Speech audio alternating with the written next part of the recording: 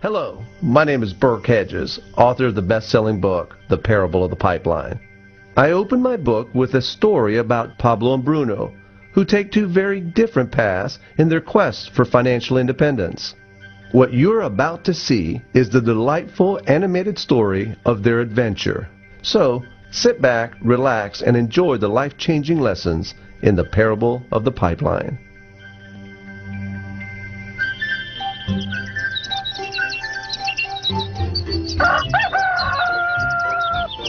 Far away, in a small village, near a beautiful valley, lived two friends, Pablo and Bruno. They were both young and dreamed of a better life for themselves. They'd often discuss their dreams about how they would become the most successful men in the village. They weren't afraid of hard work, and they searched for opportunities to help realize their goals and achieve their dreams. One day, an opportunity presented itself.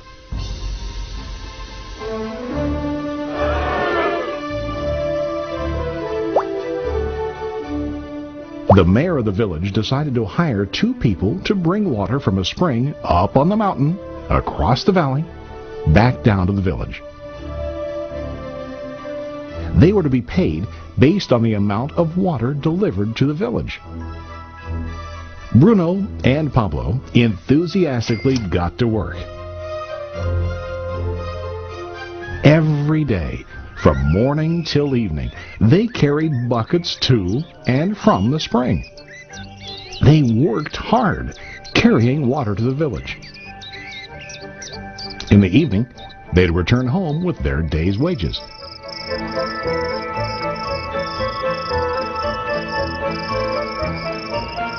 Bruno was satisfied with his work and the money he earned.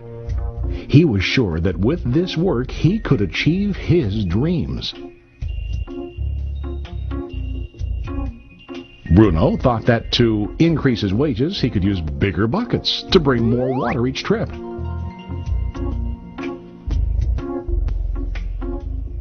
He believed with a larger income, he would soon be able to buy a cow and the house that he dreamed about.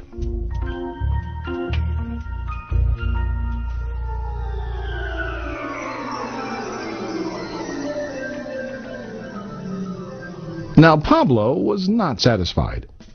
At the end of the day, his back and hands ached, and he was exhausted. He was looking for an easier way to earn more. One day an idea occurred to Pablo. He imagined building a pipeline to deliver the water from the mountain spring to the village. With this pipeline, he could get more water to the village without carrying buckets back and forth from the spring to the village. Soon, he got very excited about his idea and began to plan. Pablo, of course, shared his idea with his friend Bruno and asked him to join with him to work on and help build the pipeline. Bruno thought the idea was crazy. All Bruno could think about was what his money could buy today and how to get it quicker. He felt that building a pipeline would slow him down and delay him in achieving his goals. Instead, Bruno got bigger buckets and went more often back and forth, fetching water. He was sure that with this method, he could make more money. Pablo decided to build the pipeline on his own. He understood that it would not be easy to build, and it would take time to complete the pipeline. Pablo knew that it could take several years to finish. But he set his mind on his goal. Every day he worked and carried water like before. But on weekends and during his spare time, he worked hard to dig in the rocky soil and build his pipeline. In the first month, there was little to show for his work.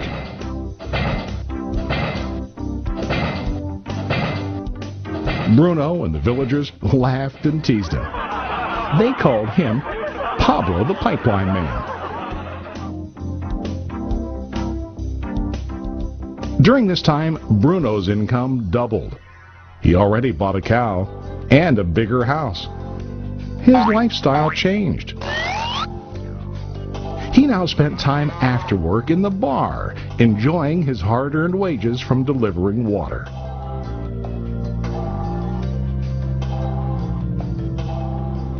What Bruno didn't realize was that his body was starting to stoop from carrying the heavy buckets every day.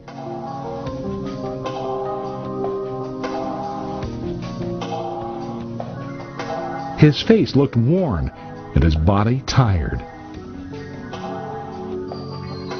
Soon, he began to carry less and less water due to the wear and tear on his body.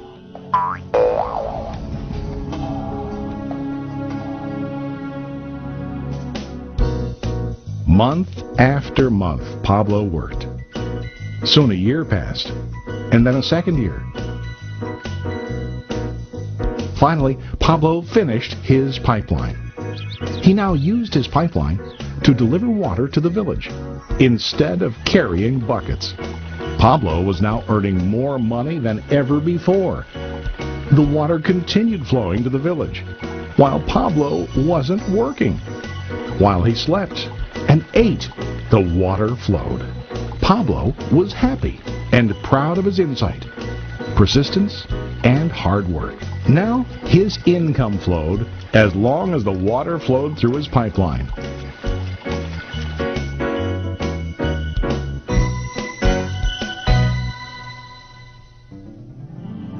The story of Bruno and Pablo is a reflection of life. Their jobs symbolize what most people do to earn money. Bruno gets his money using buckets.